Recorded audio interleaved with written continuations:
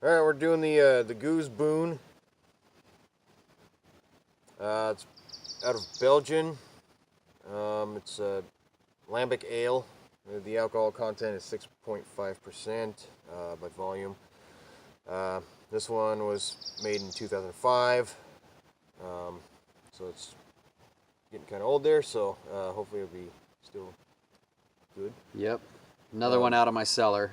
Yeah, It's getting old, so we figured it was time to bring it out and drink got it. the cork top to it. Fucking pretty nice. I like it. Yeah, I mean, Green lambics bottle. obviously age well and age for a long time. But this one being 13 years old, it's probably time to get rid of it. Yeah. So, as far as lambics go, this is the Geuze lambic, which is unflavored, right? There's framboise, there's creek, there's a whole bunch of different, because pêche, bunch of different kinds of flavored lambics, but this is the base. I mean, this is the one. No fruit is introduced during the fermentation. This is just the tart, traditional.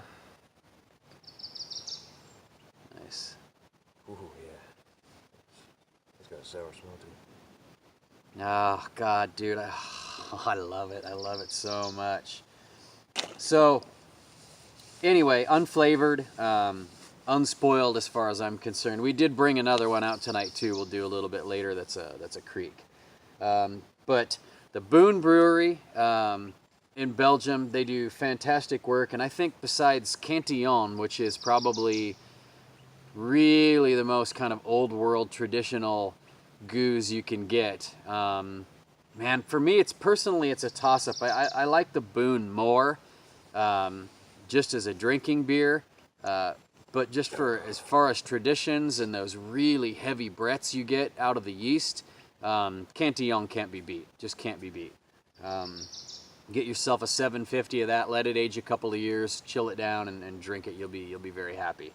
But this stuff is never a fail, ever.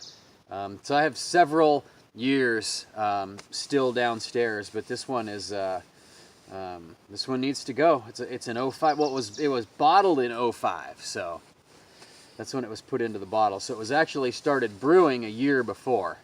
So it usually goes through about a year fermentation and all the secondary fermentations and kind of if you've ever seen or looked online or even heard about lambic fermentation, it's pretty gross. There's some weird stuff that goes on in there.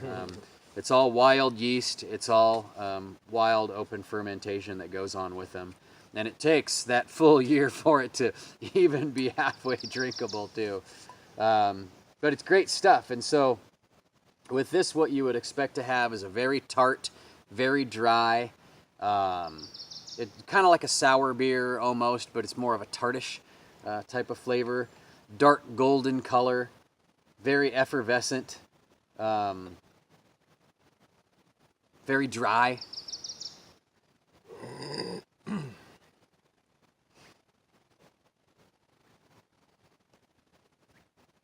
like a honey color, golden God, it brown. smells so fucking amazing.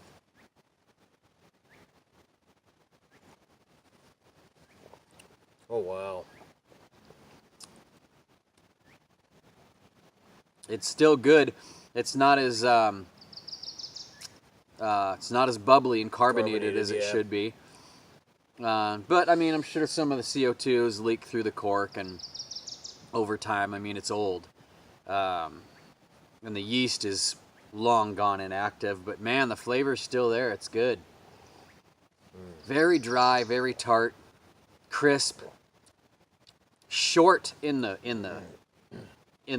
body and mouth feel and the finish, but it does have that lingering, almost just like after you eat something lemony, how it just lingers very slightly in the back. Got the citrusy. It's good stuff. Sour. So lambic, by law and by style, is only made in the Lambic region or Lembic region of Belgium, and it's just a 1 square K area. kind of like champagne can only be made in Champagne, France, right? Otherwise, it has to be called, sparkling wine or whatever. Yeah. But lambics only come from this area, so all the ones you get are made in different brew houses in the Lambic area in Belgium. Mosquitoes are out. Yeah, they are. Spontaneously fermented. Fucking good. So they don't pitch yeast to it. It's all open fermentation, and what's in the air is in the air. Yep. But it's not like you just, some of them, I don't know. I mean, traditionally in the old farmhouse breweries, they would just open the windows and, it came in on the air, right? But after a while, what happens is in the brewing vessels and in the brewing rooms and in the equipment and just everywhere, that yeast lives in there, and the bacterias too that contribute to this live. Or the specific yeast strains that are on the skins of the fruits that are introduced during fermentation, those become dominant, and they become dominant strains in the brewing process, and so they really take over anything else that would come in there and spoil it.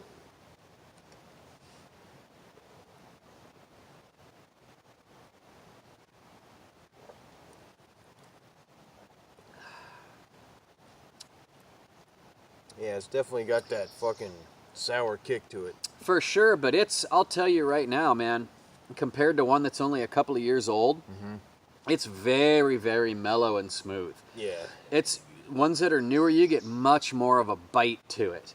They're more carbonated as well, but they're very, it's almost like mouth puckering, sour, and it has just a tremendous bite to it. This one is very mellow, very soft. It still has those tart, sour kind of characteristics, but it's very, very soft. Fantastic with lots of different kinds of food. All sorts of seafood. One of the more traditional things for Geuze lambics is mussels. Yeah. So mussels have that rich kind of sweet meat to them. It's awesome with this. It cuts through that sweetness. Any kind of rich fish. Any kind of spicy food, it cuts through that and complements it very well. I see that. Yeah, lambic's great. Any kind of oily fish too, sea bass, and it's just it's great with stuff like that. And yeah, no shit. Thumbs up on that. Yep, for sure. Say goodbye to the 2005. Yeah. Bye bye.